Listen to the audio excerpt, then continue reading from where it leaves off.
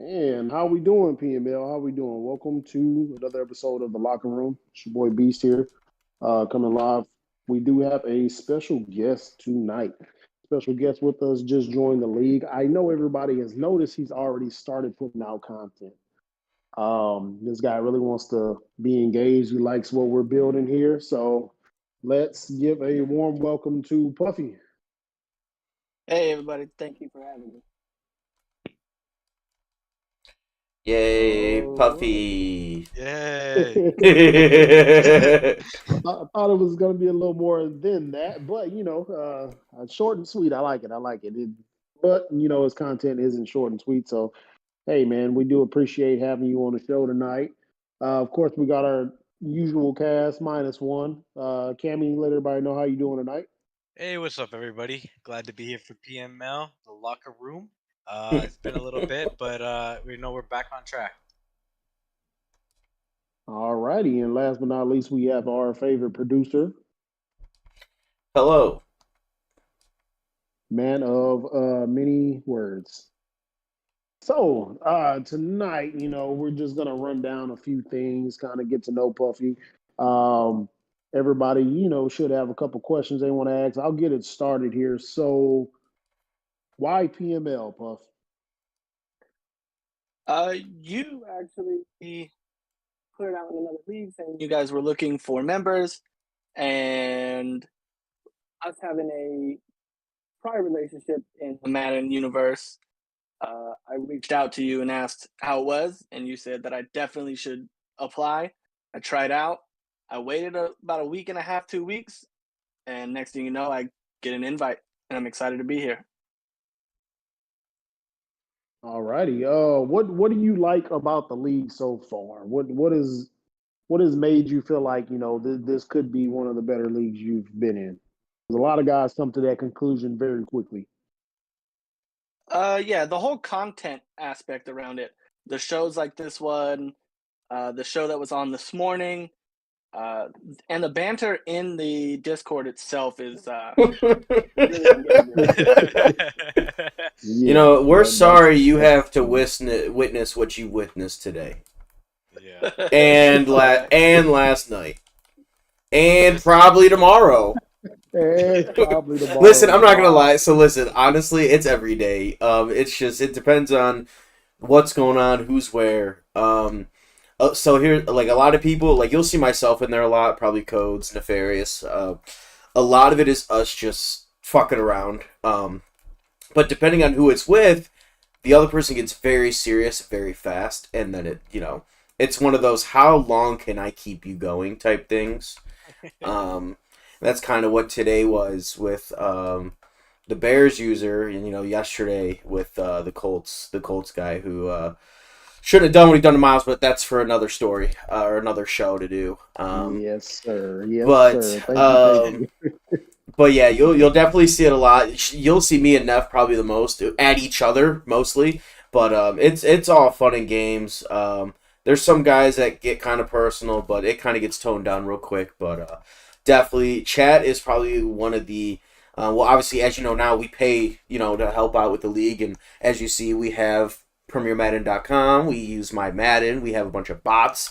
So your Patreon that you're paying to be here goes towards all those things to help the league run the way it does. And I honestly, people me personally, I think chat alone is worth the money that you're paying. Not even all the extra shit. Being able to read our chat every day is worth the Patreon in my opinion. Completely agree, man. Like, how many leagues are you in where you only get like 3 messages a day in the Madden chat? Like, I never liked that in a Madden league. And then in PML, it's just constant chat all day. So it's like I'm paying more to be a part of a great community where there's still going to be more updates on the website too and more stuff. So I mean, it's so worth it. That it is. That it is. So, gee, just to jump back into it here, Cammy, what are some of the questions that you would have for the new fellow here? So I had a question. So how long have you been playing uh Madden franchise? Most people that I've talked to have been playing around Madden 15 till now. Some people in our league have been playing like Madden franchises or online since like 2005. When did you start getting into like the Madden community for franchise? I got into it when I got out of the Marine Corps, probably about 2014. But I didn't really start playing online till like Madden 19.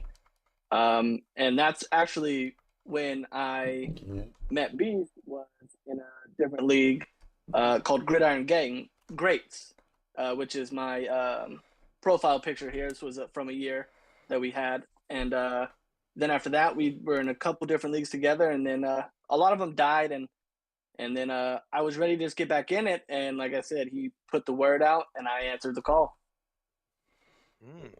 Okay, yeah, that's pretty cool. Have you been inside a content league before, like, or is this your first ever content league? I was in a league that was somewhat content orientated, but it wasn't as heavy as this. Oh yeah, that's pretty cool, man. So like, what's your first experience? Seeing everyone do content. Like, is it cool to you, or is it something like you really like, or what? So some people like when they first join the league, it's kind of overwhelming for them. So yeah, it was overwhelming. I was trying to, as everybody's seen, post my first acceptance speech of the becoming the head coach for the Detroit Lions, and I messed it up. Then I was able to communicate with JT, and I got it figured out. And then I was able to post both articles or interviews that I had pre-written already last night. And I'm looking forward to coming up within the next day or so, releasing my week 3 preview. Yeah, man, I'm excited to see that. My final question I got for you is, most people, when they get into PML, they don't get given a really good team to start with.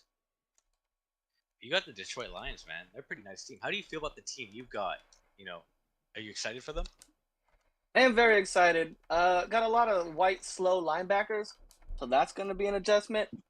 But other than that, I'm a running guy. I like to run the ball a lot, so Jahmyr Gibbs is a blessing. If Jared Goff didn't have baby hands, I might be able to throw it deep. But they're a good team. I really love it. I'm an Ohio State fan, and seeing that they got JT from Ohio State in the draft from the previous user makes me excited. Yeah. Well, you were able to. This has no correlation to me, by the way. You were able to get in and play your first game within an hour. That actually does not happen too often in here. How was your experience of playing like the 10 minutes and obviously a new user? Obviously you played me, but playing someone you haven't played before. The 10-minute quarters usually gets a lot of people. They don't have the stamina to last 40 minutes in a Madden game. So basically, how was your experience just going through the work week? Your first hour in. The 10-minute quarters was a lot. I experienced, especially towards the end of the game, where I obviously had some clock management issues.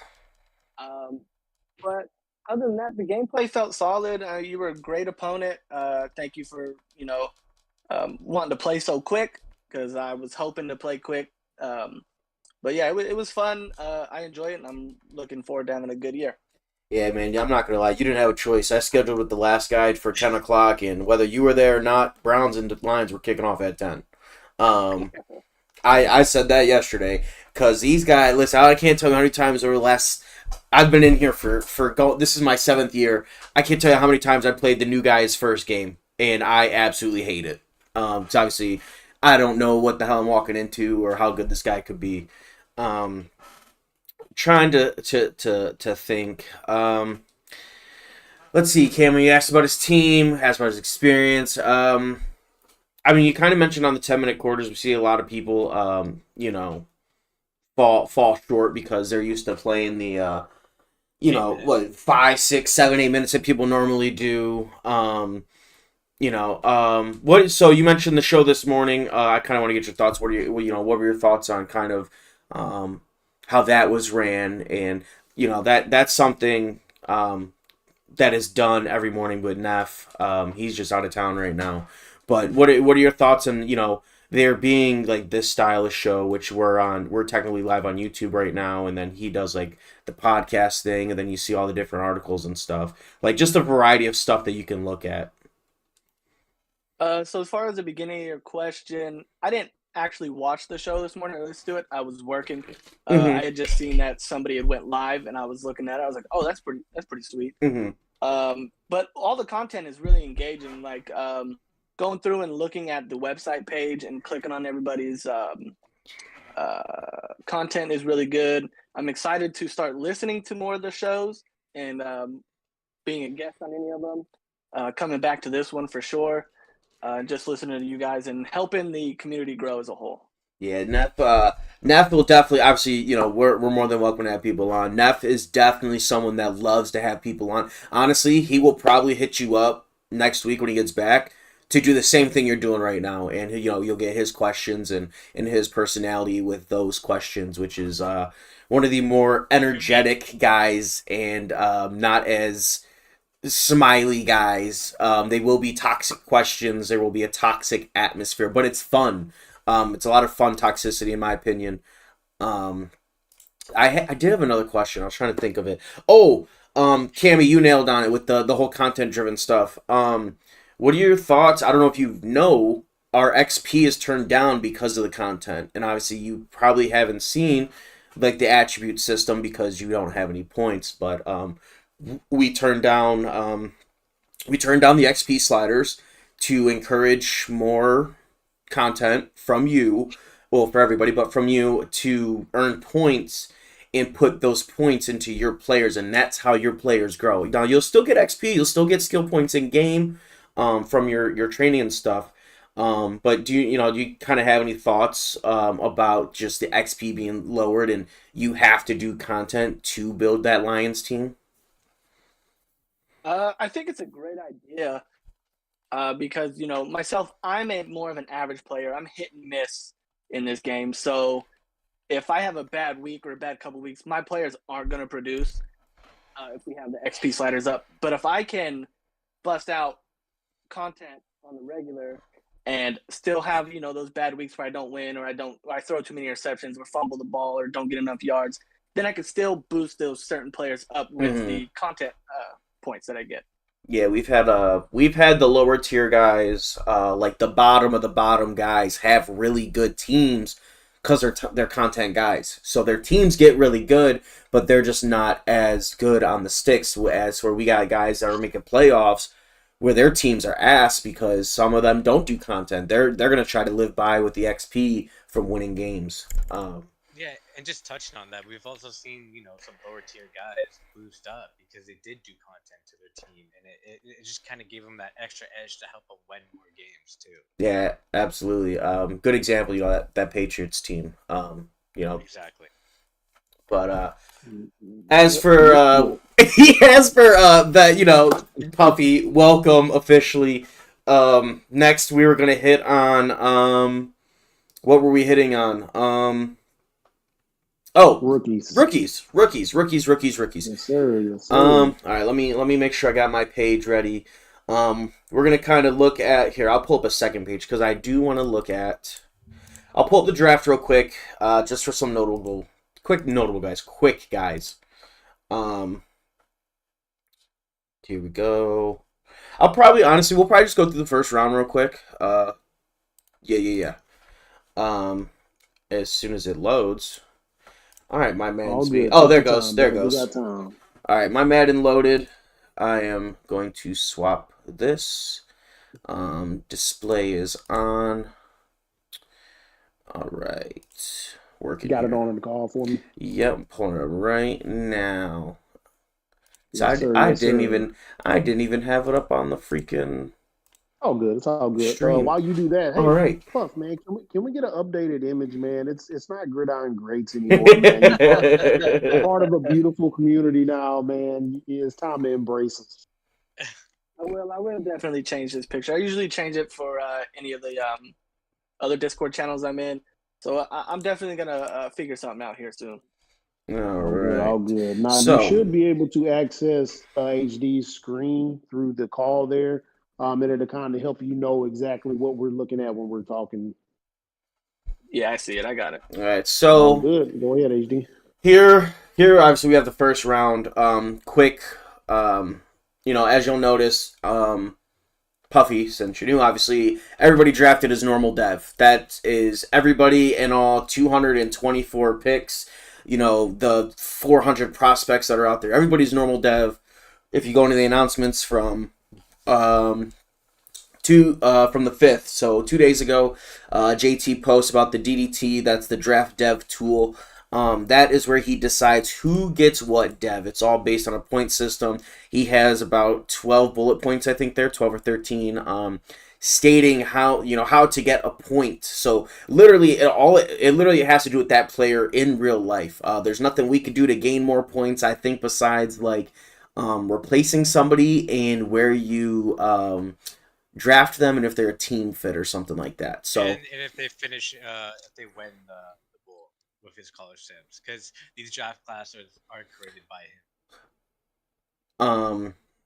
with that being said, this year we had 2 X Factors, we had 11 superstars, and we had 85 stars, and then we had 126 normal. I'm not going to go through all 85 stars. I do not have the time or the eyesight to read that little ass page. So back to the actual draft. Again, we'll just do a quick one through the first round, kind of comment on our favorite picks.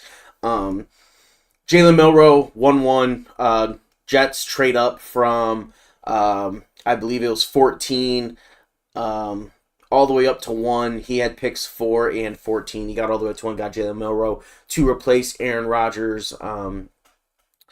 He ended up being one of the superstars. I'll go through the top 5 real quick. Travis Hunter at 1-2 to the Panthers. By far the best player. One of the best players for sure we've ever seen in a draft at 85. I think the highest we've ever seen is like 84. Wide receiver, he does have the cornerback stats. You can pick which side of the ball you want to play on. I know there's a way to get him to play both sides without changing his position. He was one of the 2 X Factors. I believe the second X Factor was another wide receiver. He's not on here, but it's Isaiah Bond drafted in the second round. Browns traded up all the way to 3 from 19 to draft Cam Ward. He ended up getting superstar. Started off as a 74. So did Milroe. Luther Burden from the Steelers. They had the original first overall pick, and he swore up and down if he had 1-1, he was taking Travis Hunter, which obviously would have been a crazy hit at 85 overall. But he got the second best wide receiver, Luther Burden the third, 82 overall at pick 4. He ended up being star dev. And then number 5, Tateria McMillan out of Arizona to the Seattle Seahawks, who traded for 5. They traded DK Metcalf straight up for number 5. He ended up being star. So 3 of the top 5 guys end up getting abilities, superstar, X Factor, superstar. The other 2 are wide receivers. Puffy, there's not too much you can say on this question, but Cammy and Beast, did these top 5 kind of go as you expected with 3 wide receivers in the top 5? I would, for me, especially with how much I moved around and then the guys I was involved with, I pretty much knew where the 5 was going to be exactly. The first pick I didn't know was, of course, the trade out for Ant Dog at 6, and that's when the draft started for me. But as you know, me and Jake made the swap for 4-1. He told me exactly who he wanted, who he was going to take. And then Mark he was outspoken about who he wanted to take from the jump. And of course, me and you, we chat from pretty much every single day. So I already knew where you were going. So like I said, the biggest one came from Ant Dog moving out. I didn't think he was going to move out from 6. He ended up moving out from 6, and that's when my draft started there. Yeah, Tip. Yeah, Emmy, what about you? I mean, I kind of expected one quarterback to be taken. I wasn't positive until I saw the Browns traded up to see 2. I did expect the Seahawks to take a wide receiver. Um, I did expect Travis Hunter to go too. I wasn't really positive what the Steelers were gonna do after they traded down, but I think they're happy with Luther Burden after trading down and collecting more picks because he's not far off from Travis Hunter. I think right now he's currently overall. Honest, Yes. honestly, Tet might be the best wide receiver. Like receiving attribute wise, I think he's the best receiver in the draft. I think so too. Especially when you can't teach height. I know people say you can't teach speed. Well, you can't teach height, and if you can, you know, if you're going from DK to another wide receiver, I mean, you're not really gonna match DK unless you get Tet. Yeah, he definitely has the better stats than Travis Hunter. Travis Hunter though does have 96 speed, 97 XL. Um, his defense though, 84 zone, 78 man, 94 or 97 jump. Um, he's the kid's obviously a freaking tank. Um, I guess I'm trying to think of something that you could, well, what? I'll just ask, what are your thoughts, Puffy? Just on this, you don't know anybody. You kind of heard how these guys got here with the trades and stuff. What are your thoughts on this top five? Knowing Beast like I do, and hearing that he traded 2 firsts to go get his quarterback, it's nothing new to me. He does that a lot, actually, in leagues that we're in together. But playing the Browns last night, I didn't see Cam Ward. Nah, Cam Ward got hurt preseason week 1, play number 1. He got a foot fracture. He comes back Friday night when we advance to week 3. Okay, I was wondering. I was like, Thompson Robinson. The game may have been a little bit more lopsided if you would have had Cam, because Thompson Robinson was tearing me up in the run game. And then with Tetero and McMillan going to Seattle and him trading DK straight up for that is a good comp there, I would say. Tetero is probably not as fast, but catch radius wise, he's going to put in a lot more effort than DK would. Yeah, a lot of people had the idea that it was a bad trade. I was kind of on the side of honestly, I think the Seahawks could have got more than just pick 5. But I think 5 for DK was pretty fair and straight up. I think people are a little confused by it because DK is a beast. We all know that, but like you said, Tet's a good comparison for him. He's just not as fast. I think a big thing is that he doesn't need to get paid for the rest of the cycle. So we do only go 5 years. So with it being year 2, that's huge. So now 6 through 10. In my opinion, 2 surprises. James Pierce at 6 going to Washington. Harold Perkins going to Chicago.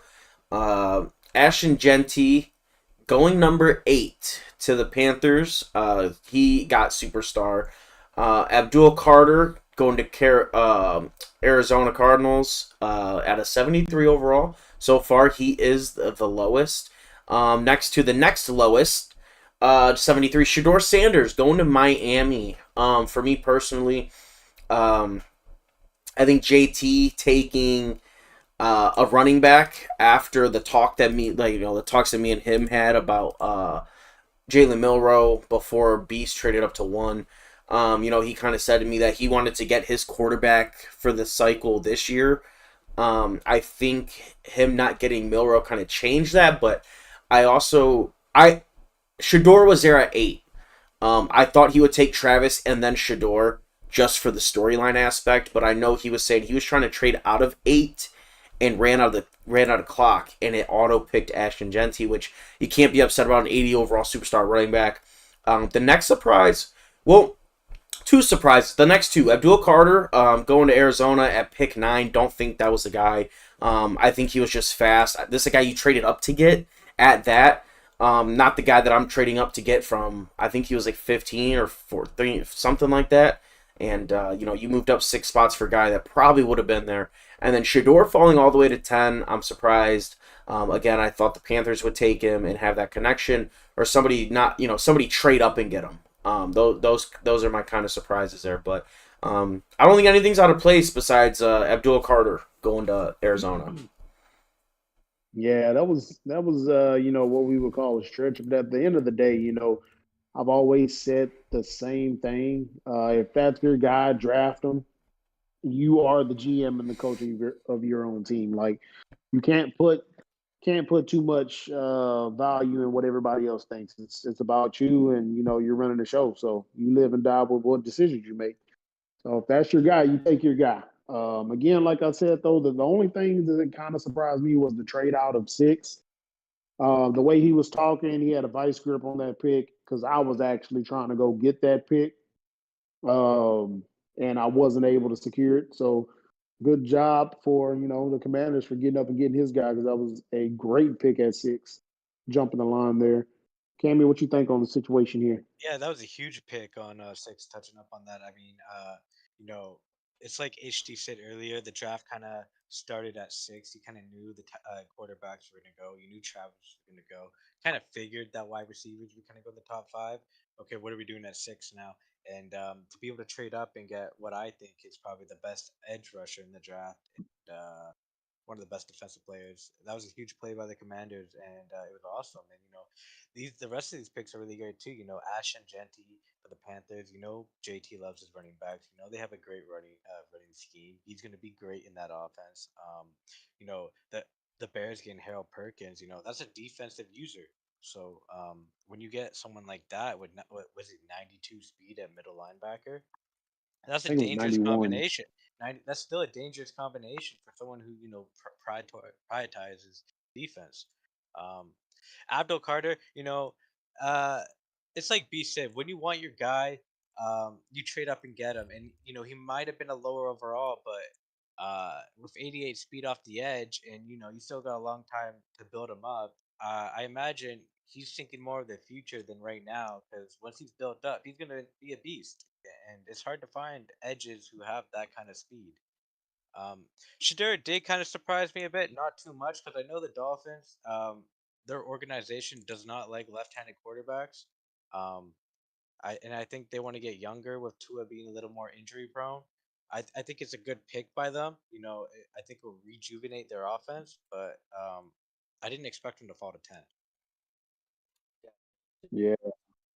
See, the biggest thing with me is that all these guys, with the exception of Carter, is exactly how I thought it was going to play out. It's just the people are swapped around a little bit. Yeah, Yeah, so apparently the 8 was supposed to be going to the Texans. So I think Ant dropped from 6 to 13 and then was trading back up to 8, I think, to get Genty.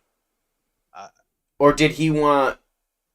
Well, so I know he wanted Pierce or Perkins, but those two were gone at the time that they were doing the trade. So there was still someone. I think Genty was still going at 8. I think it was just going And back to the Texans. I, honestly, I feel like it was one of the pass rushers, but I feel like he kept saying Michael Williams, which I know is somebody he got later, anyways.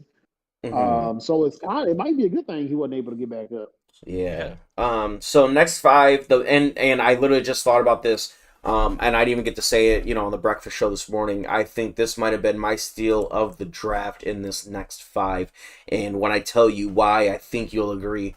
So number 11, left tackle Will Campbell out of LSU goes to the Ravens. Great pick by Benny. It's not the flashy pick, but it's the guys that you want to get your shit done.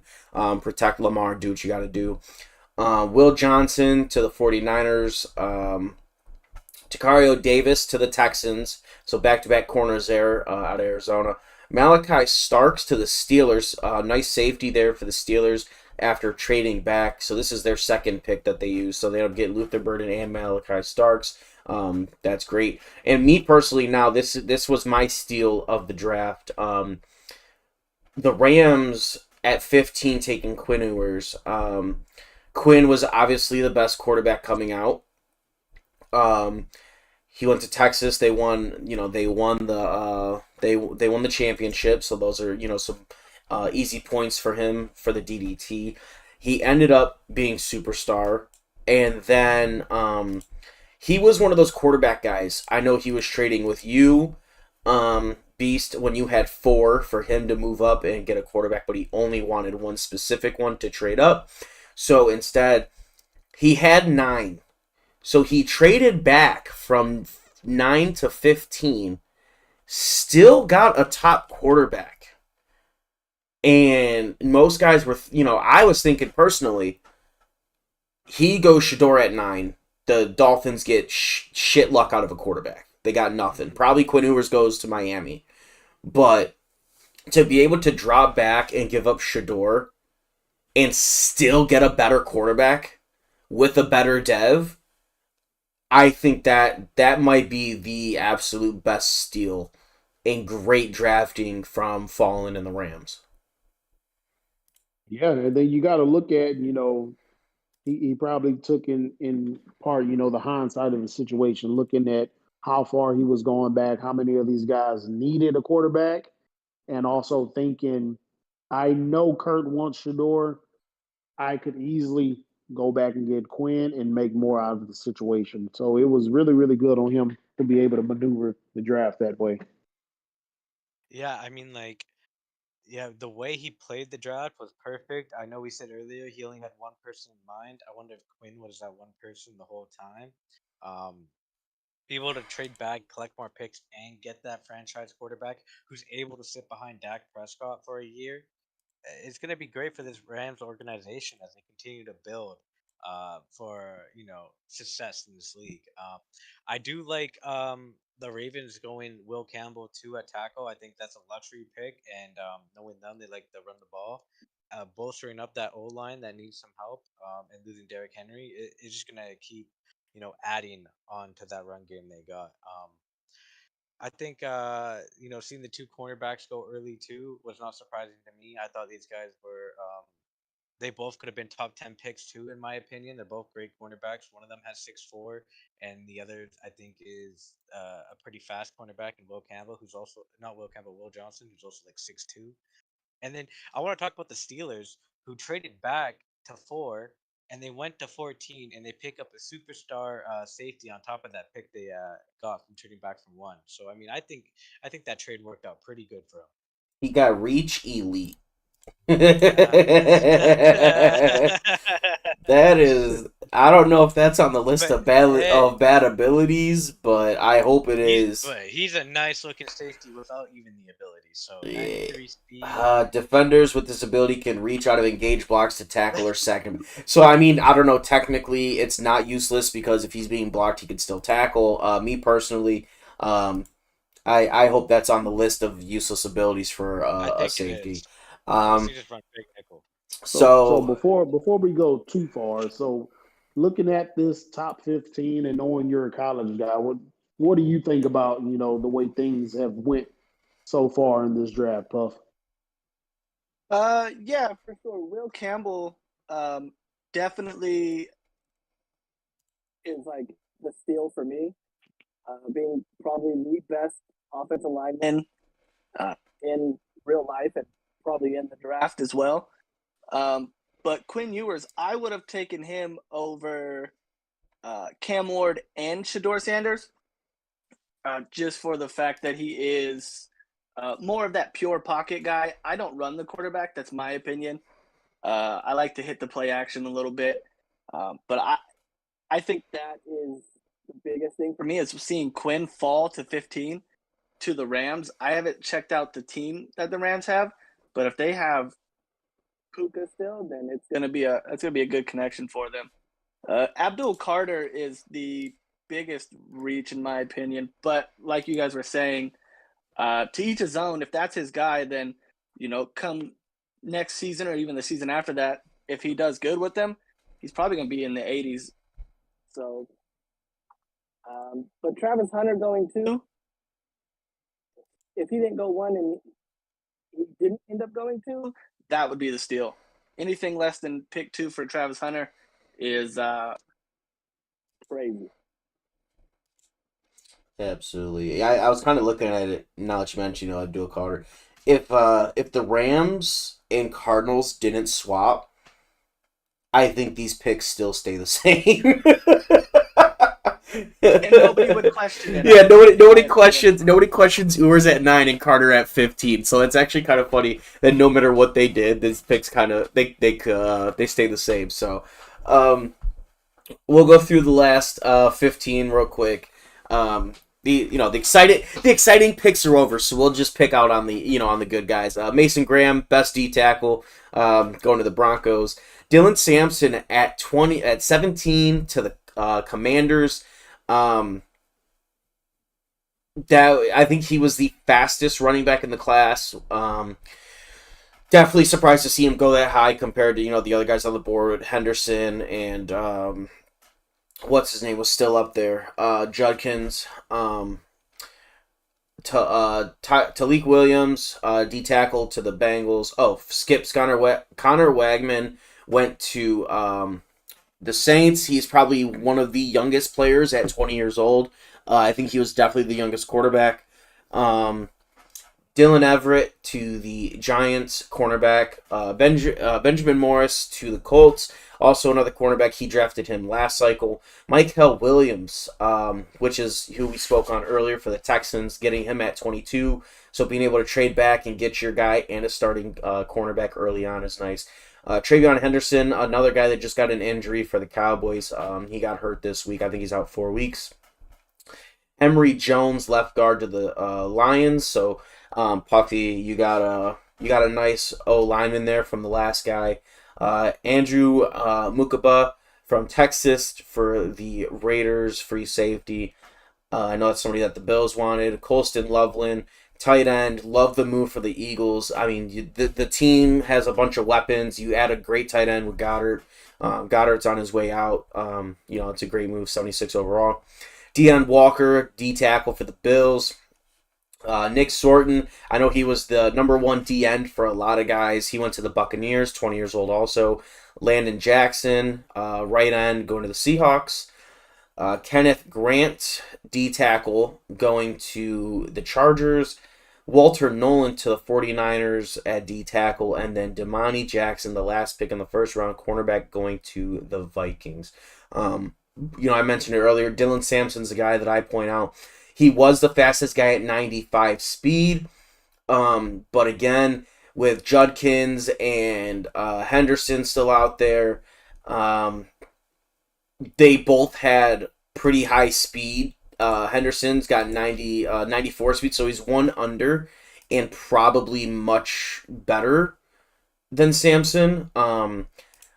I saw, I kind of said something to Q, like, yeah, you got the fastest guy, but the other guys that were a lot better, they're just as fast. They're only missing 1 speed. So that was something I told Q pre-draft that, he could probably find guys that are all around good. I actually wanted him to draft Genty early, but he got James Pierce instead, so it's a good pick for him. But nothing really stands out to me besides that pick. Nobody really, I feel like, fell too far.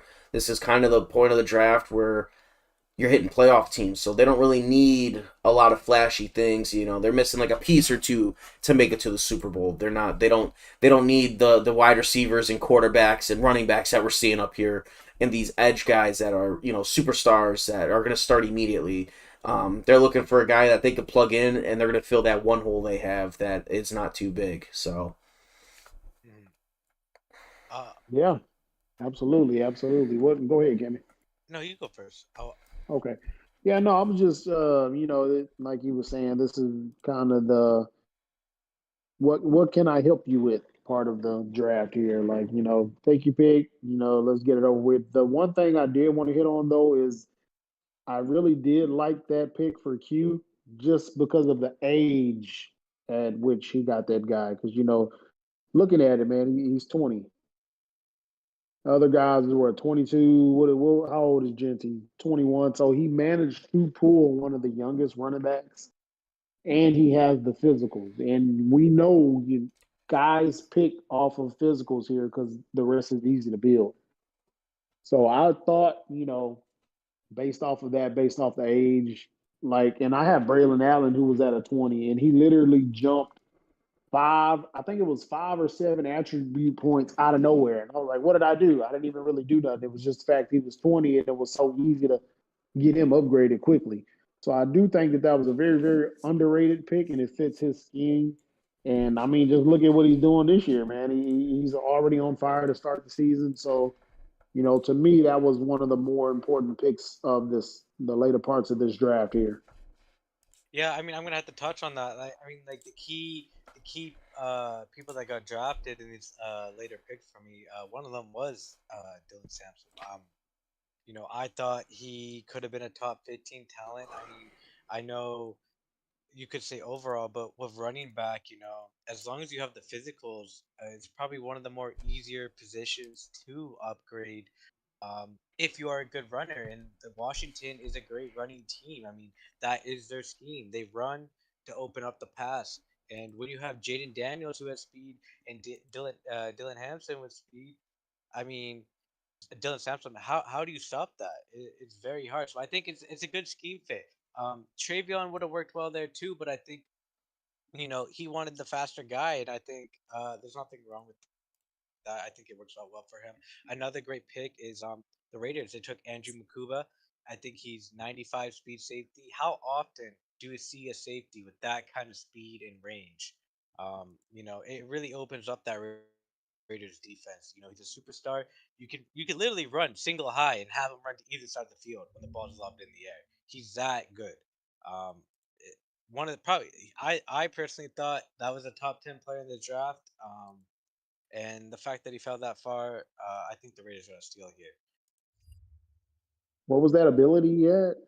Form His form tackler, yeah. tackler? So That a it Yeah, new? says that. it says that it has to do with the hit stick. It says you have a larger window for a perfect hit stick. So that's, in my opinion, that's huge.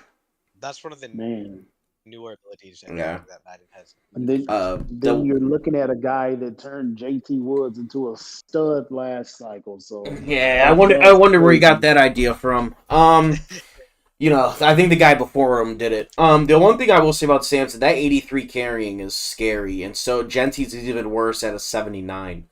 Um, those are some scary carrying So wait, Venti attributes. has 79 carries. Yeah, compared to Henderson, who again 94 speed, so he's just as fast as Samson with 89 carrying. So, um, What's his change in direction comparable to them too? Is let's that see.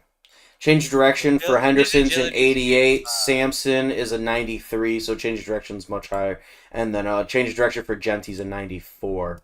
Yeah, So so they're change they're in all direction is intertwined. a You big thing you just for. gotta pick. Do you want to turn left and right, or do you want to hang on to the ball? It's just personal preference. Yeah, What's gonna I lose you mean, a game, yeah, but exactly. it is what it is. Um, so next I want to tag on was the rookie stats so far. A lot of guys have played 2 games. Advances tomorrow, so there will be more. So, as always, Beast, hit them with the disclaimer that these aren't final. So, again, where you're at now might not be where you're at tomorrow. All we do is read off what we see. If, a certain stat sticks out a little more than the other, it's nothing more than us just calling out factual data. Please don't get upset with us. This is just what we're doing here. Kind of look in the mirror a little bit and, refrain from attacking the locker room, please. All right, thank you, Beast, for that. It is always much needed here. Puffy finally got something that you can participate on a little more now that you obviously can read statistics. I hope. Third, we're going to start with the quarterbacks through 2 weeks. To start, I just have it sorted by passing yards. I'll just go down them. KJ Jefferson leading at 776 with 8 touchdowns and 8 picks. Jalen Milrow has 699 with 3 touchdowns and 2 interceptions. Drew Aller, 436 for 4 touchdowns and 1 pick. That is off of 1 game. Connor Wagman, 2 games, 398, 3 touchdowns, 3 picks, and Carson Beck rounds out the top 5 with 367, 3 touchdowns, 8 picks. Shador got his first taste. He did all right. 361, 3 touchdowns, 4 picks. And then I'll point out Quinn Ewers. He got some PT. 151 yards, a touchdown, a pick. I mean, KJ Jefferson really stands out. Almost 800 yards in 2 games, 8 touchdowns. Obviously, the 8 interceptions is very huge already. If you didn't know, Puff, you'll learn soon. We have a 30 interception rule. If you hit 30 interceptions or average 1.8 interceptions per game and have played at least 10 games that season, you drop down 2 devs. Any superstar, X Factor, anybody with abilities, they all drop down. Well, yes, but more importantly, the ability guys lose abilities for throwing 30 interceptions. From star, yeah, you just go start a normal, but so that is huge. That's why 8 picks in 2 games is tough because you cannot earn a dev at the end of the year. And if you earn a dev through a dev game, you end up losing it. So, obviously 8 picks through 2 games is crazy. Carson Beck also has 8. I think there's a few other guys that aren't rookies, but KJ Jefferson stands out here for me. 800 yards, 8 touchdowns. Impressive nonetheless. No fumbles yet. So yeah, he really stands out. So the one thing I'll look at and I hate to do it, but he's really not having once you take into account the completion percentage, it's really not that good with the interceptions combined. Like you definitely don't want to put all that strain on a rookie. Yep. I would want him to, I would want the Giants to actually want to throw a few and pull them. Like if you feel like you got to pull them to save them, some people have done that before to kind of save those guys. Just go ahead, and do it. Just to save them because you don't want them to go down too quick there. Yeah, exactly. And just to touch on that, I feel like the Giants are putting a heavy load on on a rookie with not much talent around him. I think you kind of got to ease him into it. He's young. That's your quarterback of the future in your eyes. So you got to don't rush him into this. I don't think he has much talent to throw to right now. Um, you had a great rushing attack last year. Stick with that, and then build on the passing attack through that. Yeah, he's kind of on par, 50% through 2 games.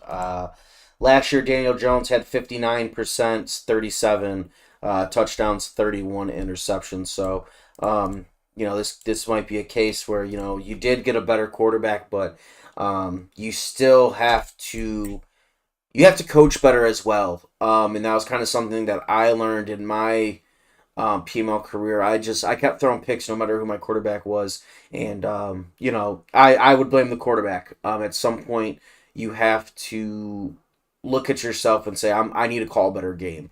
And that's not just for Hefe, that's for anybody because there's guys with new quarterbacks that aren't rookies that still do that kind of stuff.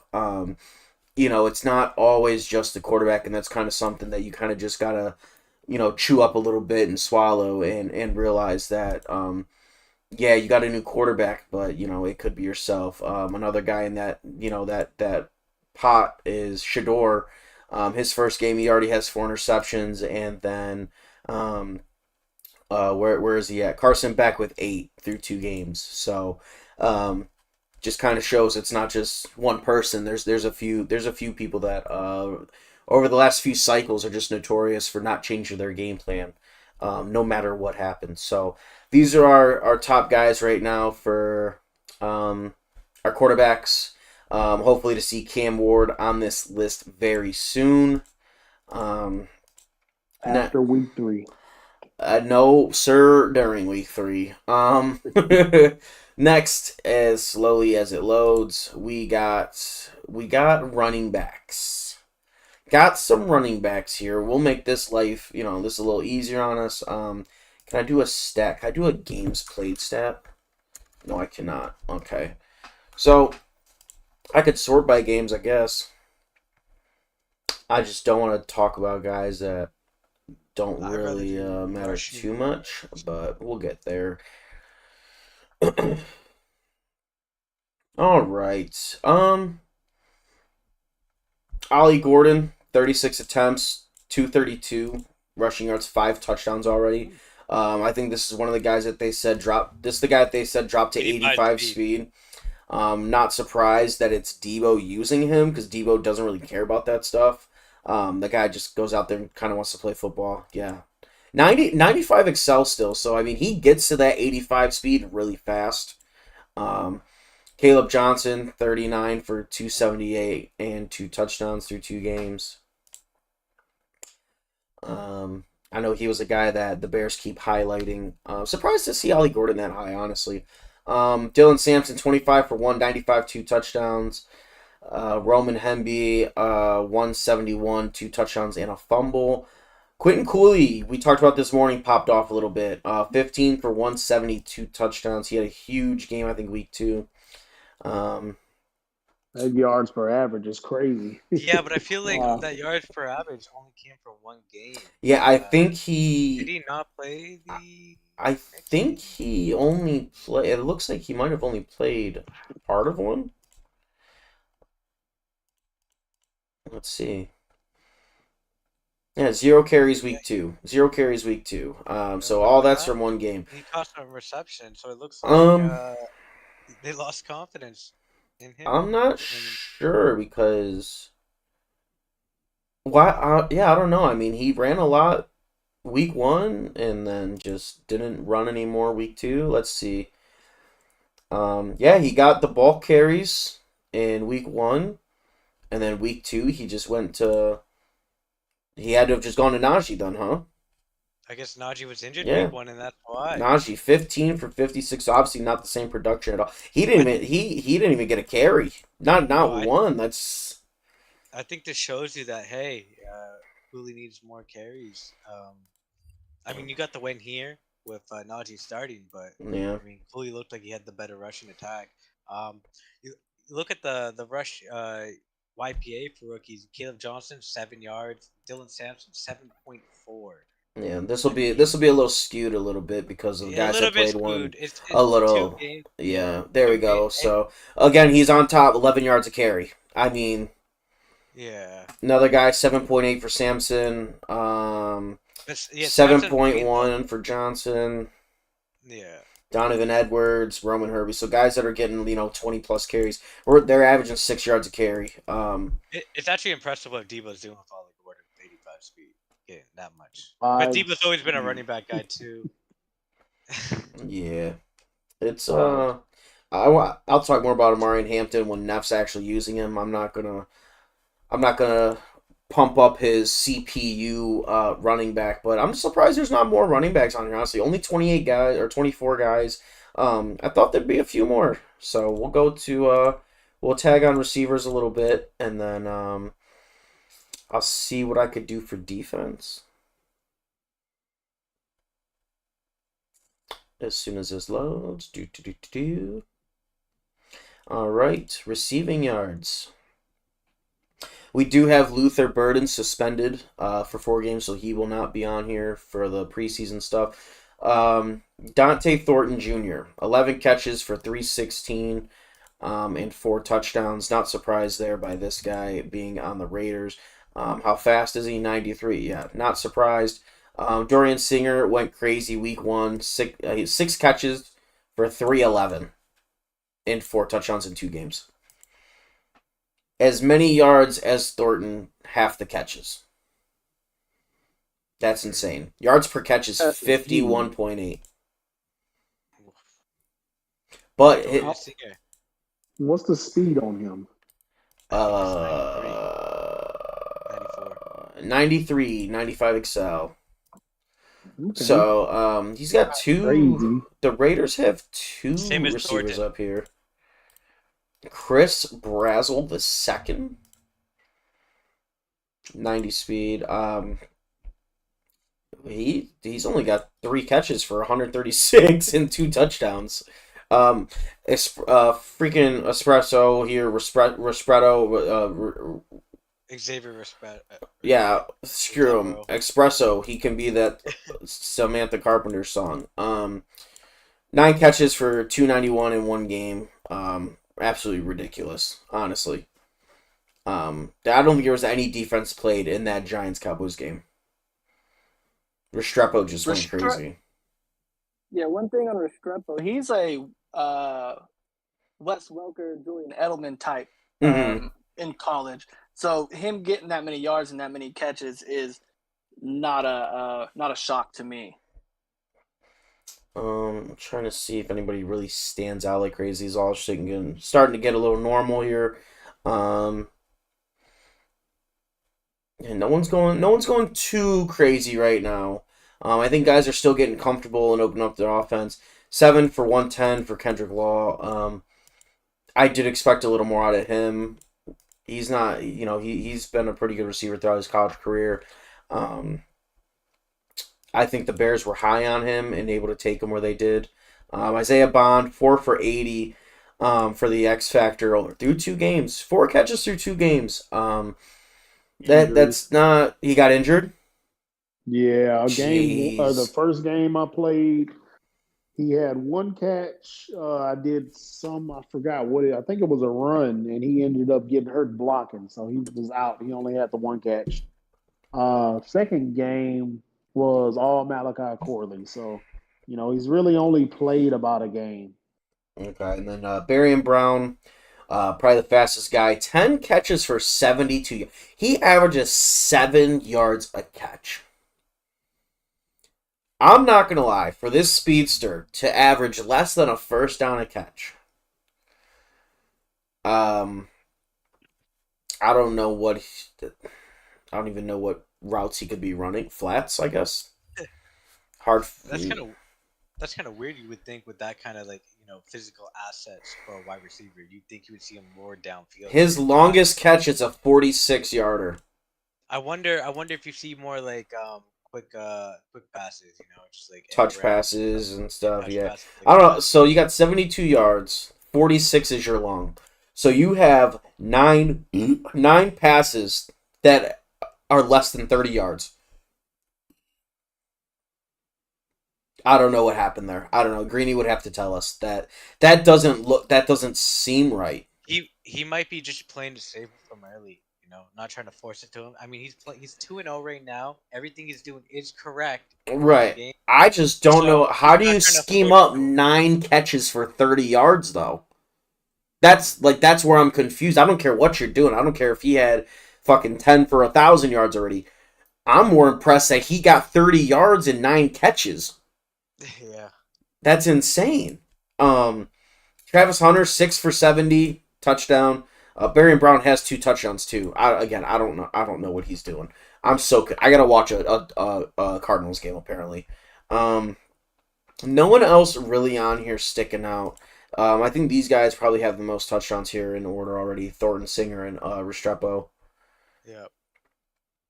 Can I touch on that Tedero McMillan? Because it's a big deal with. Oh yeah, where's he at? He's down at the bottom. 3 catches for 31 yards and no touchdowns. You would think if somebody traded away DK Metcalf that they would try to get their new wide receiver the same amount of production as you would DK. Yes. I see it's only 1 game. I don't know. Maybe he could have gotten hurt in the game, but it's kind of like telling or worrisome within at least 1 game that he only has 3 catches. And even Julian Fleming has, more yards than he does. 1 for 32, yeah.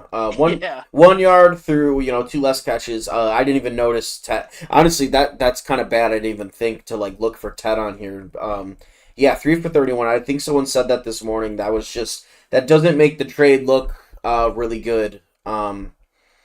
Nesbitt also on here, tight end converted receiver for the Patriots. A great call out there, Puff. Yeah, great eye. Because I was ready to move on. I'm like, bro, there ain't shit on here, man. Y'all do not love your rookies, bro. I was just looking at it. I was like, dang, I wonder where Tet was, because Tet's a great receiver, but I wouldn't trade DK for Tedero McMillan. No, I think that was a lot of problem that a lot of people had, but the Seahawks, they wanted to get younger.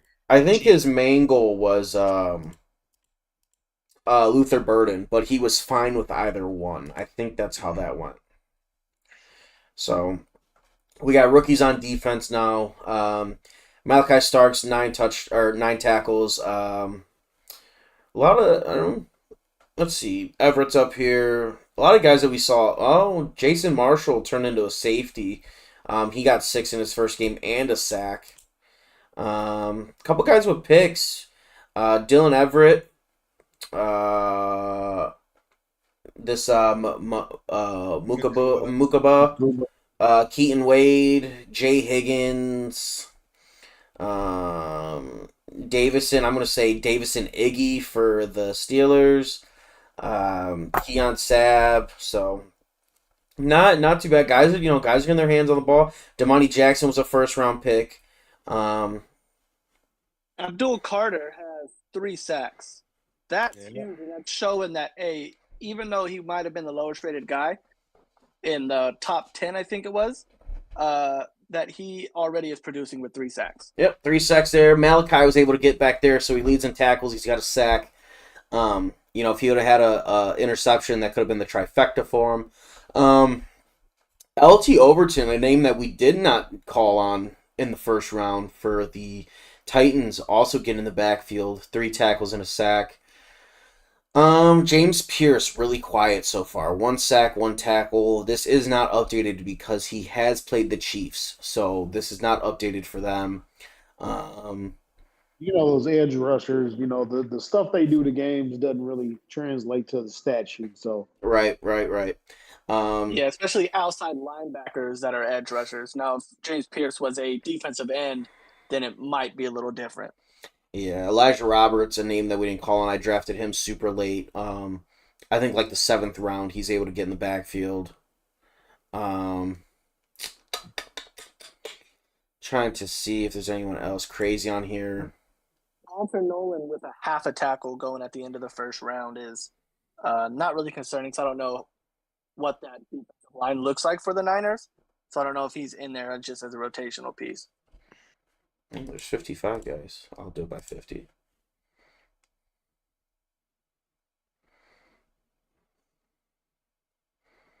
Dun-dun-dun, dun-dun-dun. There we go. You said for the Niners? Oh, yeah. Half a sack. Go him. No solo tackles. He's a team player, bro. He just helps. He just helps with tackles. So, yeah, picks. Again, the guys I named off earlier, looks like I hit them all. Nobody was hiding. So, Keon Sab also has a forced fumble.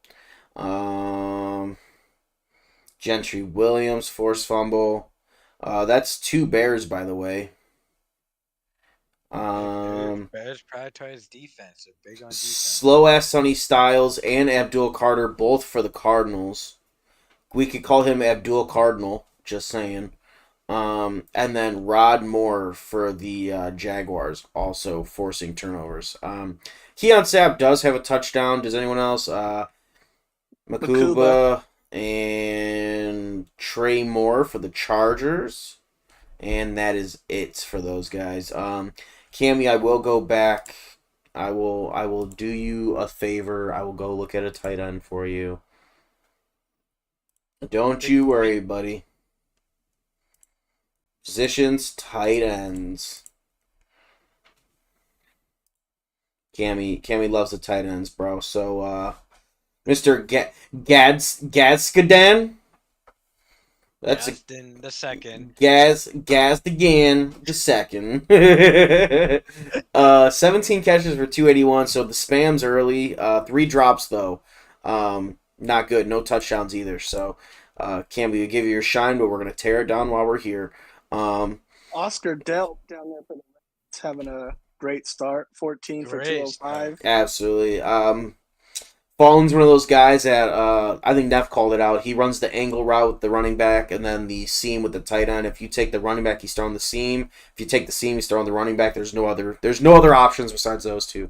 And then love to see Loveland get involved. 9 for 150 and 2 touchdowns. Delp did have 3 touchdowns, so that's actually that's a great two game start for Oscar Delp and the Rams. Kind of having, being there for Dak and Quinn Ewers. Yeah, Loveland's a great pick for the Eagles too. You kind of need a tight end to replace the age there, and just added another weapon on that offense, which is already stacked. Loveland was a great pick. I'm pretty sure he won some awards in college too. I thought he would have been a superstar. He only got a star, but still a great player. Yes, sir. So this is the fun part. We'll hit the schedule. Puff, you can just have fun, bro. You don't know anybody, so it'll be fun for you to just call names of guys that you have no idea that what they're about. We'll just do a little predictions real quick, and then we'll sign out of here. Um, so starting off week 3, Cam Ward's gonna see his first action. Ward against Milrow, pick 1 versus pick 3 at New York. Obviously, I'm gonna take myself. Beast is gonna take himself. Cammy, what you got? We haven't seen Cam Ward play a proper snap yet, so we don't. Maybe the owner of the Browns doesn't know how Cam Ward really feels. Where we've seen 2 proper games played by Milrow, I think the Jets are going to be more comfortable with the quarterback in this game. I got Jets. Um, played having played both of you, you most recently and Beast last season or last Madden. I am gonna go with Beast, just knowing that how he plays, and I feel like just like Cammy said, the experience with the rookie quarterback is gonna be a long way, and he's at home, so Wait till y'all click the link and DTR's in. Anywho, we got the Cowboys, the Cowboys hosting the Super Bowl champion Minnesota Vikings, who started 0-1. Tough loss at first. They do have a new rookie quarterback after getting it done with Ryan Tannehill. He retired. Um, I hope this isn't a repeat of week 1 for the Cowboys where there's no defense, because SP Dot I feel like has a really good offense and it's very methodical, even though it's not very flashy and cheesy. I think I will take the Vikings anyway, because the Cowboys do have Trey Lance, so they're both going to have that quarterback woes. Drew Aller had a great first week. Um, in the loss that they had. So it kind of just shows what kind of offense that SP Dot always runs. So I'm gonna take the Vikings over Doc. Yeah. Me, I'm not gonna really beat around the bush too much. I have never, to my knowledge, seen Dot drop 2 in a row. Um, so I will take, the Vikings just based off that. I rarely do we ever see, a coach like him lose twice in a row. I don't think it happens here, especially with, Doc getting to know his Cowboys. He did have a win, but, you still got to learn that team. You still got to learn who you're playing with. Cammy? Yeah, I played against Doc 2 cycles ago when he was here. I think he's a phenomenal user, but I also think SB Dot's a great user. It's gonna be a fun game to watch. This is one of my game of the weeks. But I do have Dot taking this game in a close game. I've never seen Dot lose 2 games in a season, let alone in a row. I'm gonna go with the Vikings. Bro, just off topic. This Jets logo is sitting normal. Did he fix it? He fixed it. I Yo, dude, the Jets logo used to go up and down, not side to side. That and like that ass. Listen, it's not a big deal to you, but to me it is because it hurts my eyes. But I just checked my Madden yesterday or maybe earlier this morning, and it was sideways. So that's a cool little Easter egg there. Jets logo is fixed. I'm gonna be a little nerd. And I'm gonna post it in Gen Chat. Next game, Dolphins versus Saints. Shador's second game in action. Going to the Saints. Not gonna beat around the bush. Give me the Saints. Yeah, looking at this, you see two guys kind of trending upwards. I don't really think, Shador is going to have the best year he can, just with playing the Dolphins and knowing his tendencies. I think this will be kind of like a close mistake for all type of game here. But I will take the Saints because they are the home team, and I feel like he does have the slight edge over, playing his team from last cycle. I personally think Shadur is gonna have a fine season because I think the Dolphins have a quarterback that they actually care about now. I've said it in the past. You only play as good as when you care about someone, and if you don't care about that quarterback, you're not going to take care of them. So, when you finally have someone you care about, It's going to be a good year, especially with those weapons. But I still have the Saints winning. I think they're a sneaky good team for that playoffs in the NFC, and they're playing real good. Not so fast, my friends. I don't know any of these users, I don't think.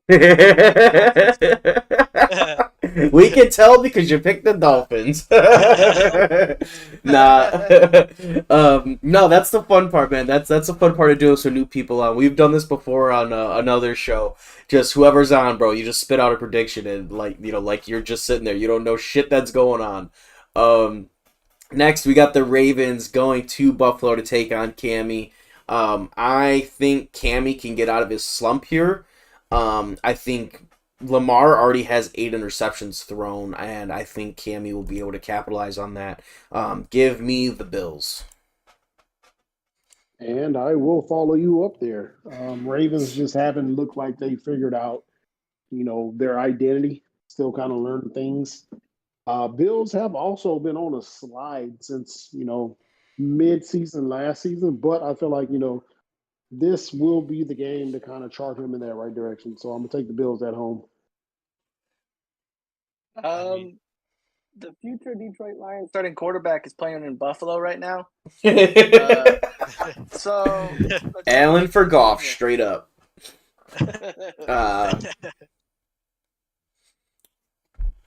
All right, the Niners. The Niners taking on the Tennessee Titans. I liked what I saw from the Titans in their win against the Broncos. I think he played a really good defense. I think he played okay offensively. I think D-Ray's so hit or miss, so it's kind of hard to kind of judge where he's gonna be. I know his work schedule is kind of crazy, but I'm still gonna take the 49ers to take this one from the Titans until he kind of figures out.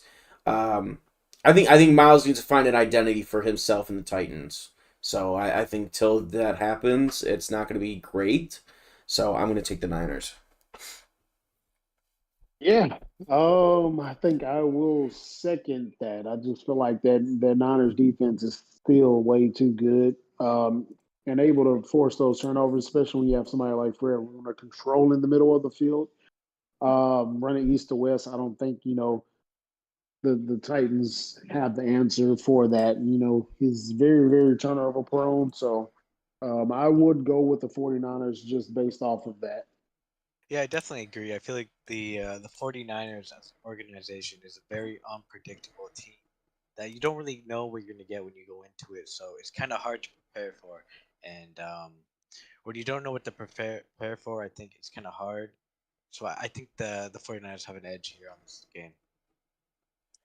Yeah, bang bang Niner gang, baby. Let's go for it. All right. Next. This won't take too much time. I'm just gonna take the Cardinals. Cardinals versus Texans. This will be the first game. I'm not gonna do all that. Man, it's kind of tough. I played Texans. I played Greeny more than my fair share of times. That's a tough one to pick here, man, because Ant really has really, really good pieces on that defense. He's able to play that defense really well. And the same with Greeny. He's really liking his draft and the pieces he put together defensively. His offense is looking a lot better with Maserati over there. Oh man, give me the Texans in this one. I'll take the Texans. I agree. I got the Texans winning this game. I think the Texans are starting to figure it out, and I think the Cardinals are gonna get surprised in this game. This is a game that I've played both these users before. I don't think I've ever beat Ant, and I've only beat Greeny once when I figured out how to stop what he does. If the Texans can do that, then the Texans will win. But I'm going to take the Cardinals in this one just because it's pretty hard to stop little Kyler Murray's legs. Yes, sir. Little Mark, little DMV Mark. The 0-1 Seahawks struggle bust the first game against T-Bandit, who also struggle busted. I'm definitely going to take Mark here. This will be a battle of two very high-powered offenses.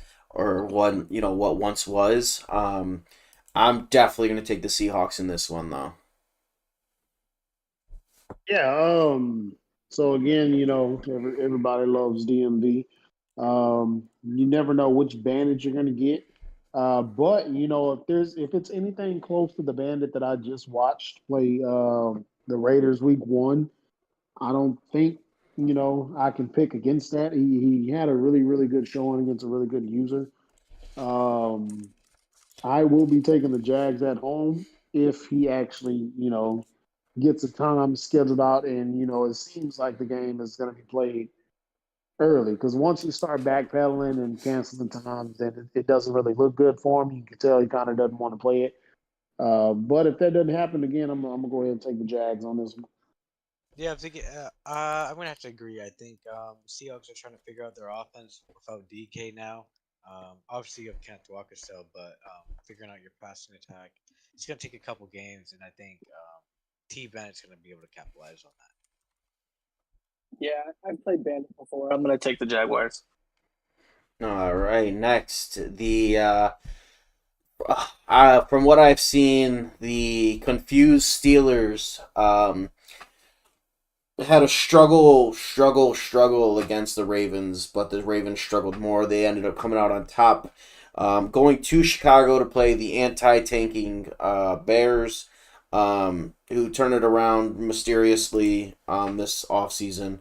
I will take the Bears here. And I feel like this is going to be one of those sneaky good games. We've seen a good one, we've seen a bad one from the coach of the Steelers. I feel like he gets back on track and it's a better game. But the Bears are at home, and I feel like with the defense he actually has assembled now, it's more of what he wants to play with. He has a little more incentive to want to load up and play. So that's the reason I will go with the Bears in this one. But I do think this will be a good game. I think it'll be a good game because it's gonna be two users who have never played each other before. It'll be interesting to watch how the Steelers perform this game. I am gonna have to go with the Bears. I think they are a great defensive team, and their offense thrives off their defense, and it'll be exciting to see how the Steelers play against their defense.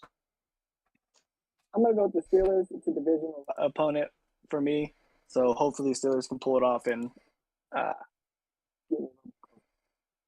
All right. Divisional game. Uh, the Eagles came in second last year against the Commanders, who once had a very commanding lead of the division. Eagles got to go to the Commanders. The Eagles were 1-5 in the division last year. I'm going to take the Commanders at home to be able to knock off the Eagles. And I will follow up with that. I don't think it's anything that Byrne can prepare for. The coach of the Eagles, as far as what we have seen from this Commander squad already. Very, very huge statement win he just had against the Chiefs. And it wasn't, a one score game. He went and, blew this guy out. So I will be taking the Commanders, and this will be a fairly easy game for me. Yeah, I'm gonna have to go with the Commanders too. I think they're just hot right now. They beat the team that was just in the Super Bowl for the AFC. They also beat a team that was like a juggernaut for the NFC in the Lions week 1. The team's on fire, and I don't know if the Eagles can match that. if the Eagles keep dropping back to Jordan Davis from D tackle, Dylan Sampson's gonna eat all day. Hmm.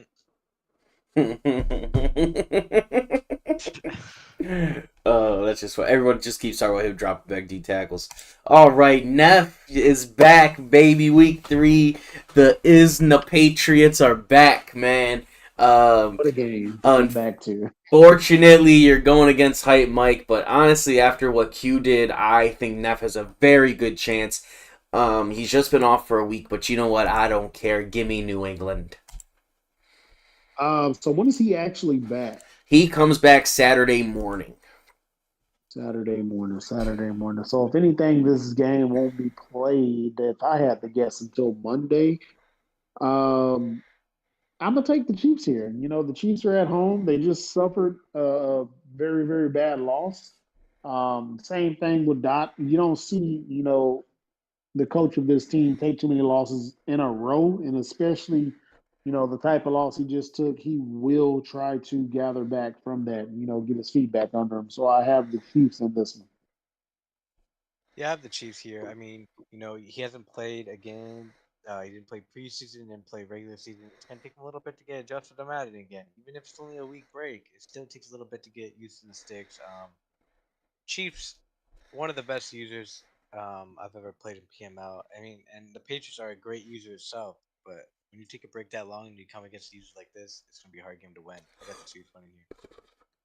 I got the Chiefs winning. I don't know much anything about these two, but I did see the Patriots did have two defensive linemen get hurt for a couple weeks. So if you can't pressure Pat Mahomes, you're gonna get eaten up.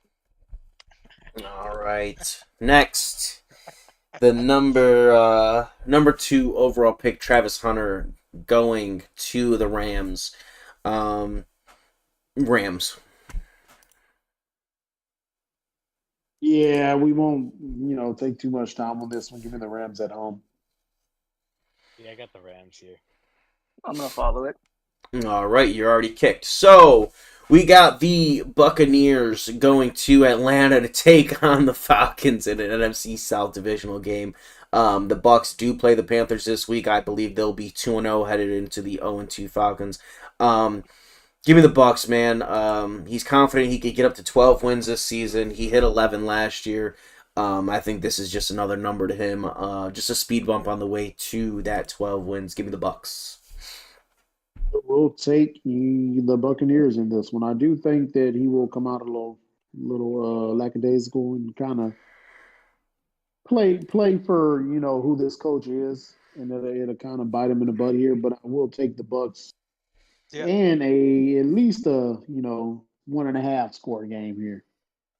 Yeah, I would like to take the Bucks here. I would also like to see Baker start over the rookie. I think let the rookie sit for a bit, dub him up for a bit, and then bring him in. But Baker is your guy that took you to the playoffs. Ride with him for a little bit. That Falcons defense is no joke, so you got to be serious when you're playing against them. Another two users I don't know, but I did see that Carson Beck has 8 interceptions, so I'm gonna go with the Bucs. Smart man, smart man. Broncos, Cruz, new guy, also popping his PML cherry this season. Going on to take the Chargers. I believe the Chargers just played, or they're playing right now against the Cowboys. So that's probably a good game if it's still on. Go tune in. I'm gonna take JC here. I don't know too much about Cruz. He struggled against Miles, who's been complaining his defense has been bad. So that's not good going into someone that can actually play defense.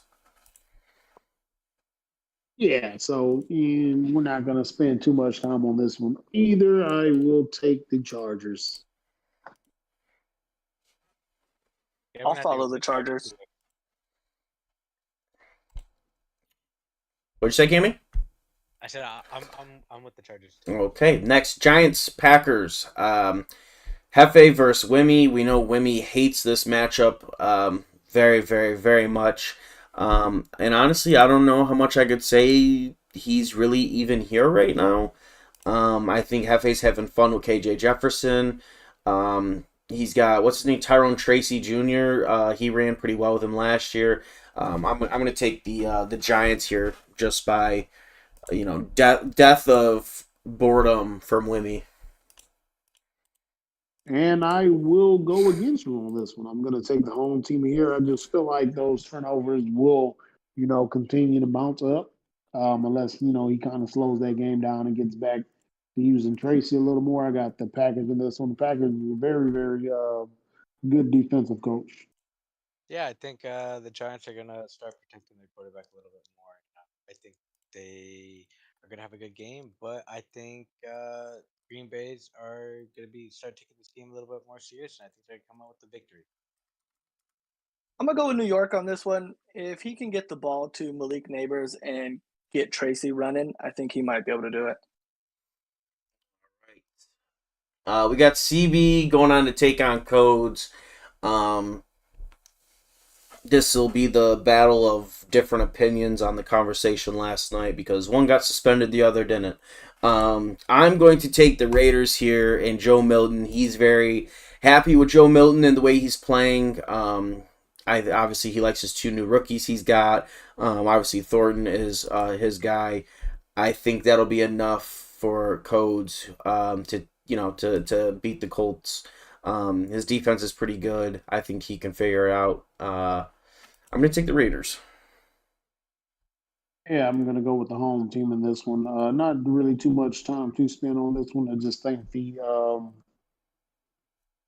place of these coaches is completely different right now. One's trending up, one's trending down. I'm gonna go with the one trending up here. And especially, now that he has that big arm guy throwing the ball around, he's looking pretty good. So Raiders for me. I'm gonna go with the Raiders. They're looking real good. They had about 15 picks in the draft. They rebuilt that roster completely. I got the Raiders winning this game. I'll take the Raiders too. All right. And finally, we got Puffy going against Vet. Yeah, I got the Lions. There's not much to say. Yeah, I'm not going to go against them in this one.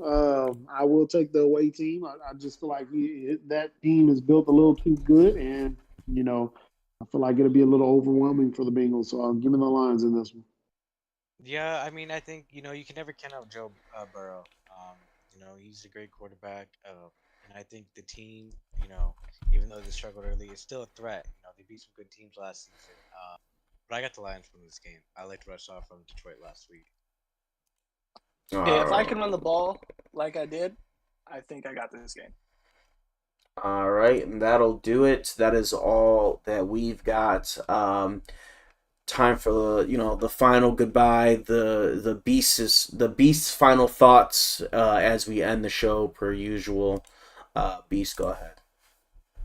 Yeah. Chat is engaged more than ever. We're starting to see some content flow in from different guys. First thing I would like to do here is really, really welcome Puff to the league and already, give that shout out because this guy's already done, three different pieces of content since he's been here. So it's already looking really good for you. I know you'll fit in here. You got to start watching film. Everybody watches film at one time or another. These guys will pick you apart quicker, you know, if you're not watching film. And then you have to prepare for that 40 minutes. So make sure you do that, buddy. Any other questions and stuff like that, feel free to reach out to me. And then some of the other guys that's been here for a while. You do have guys that will be very, very helpful for you. And then, let's just get back on track, man. We gotta keep things consistent. We got 2 great shows, 3 great shows with the prediction show being, consistent again. So just want to encourage you guys, man. Let's continue to make this league something that, we all can be proud of and continue to get these points and get these teams better. Cammy? Yeah, it's just like B said, if you're not watching film, you're not trying to win. This is a highly competitive league that everybody wants to thrive in, and I'm excited with the content that's being pumped out lately. Everything's going great. So that's all I gotta say, man. It's an exciting time for PML. All right, Puffy, you got anything for the boys? Thank you guys for having me on. Thank you to all the commissions and the entire league for welcoming me. And I can't wait to continue this cycle and beyond. All right. That is it from us. Love and body positivity from the locker room. Codes, we missed you. Come back soon. You're not getting out of hosting a show.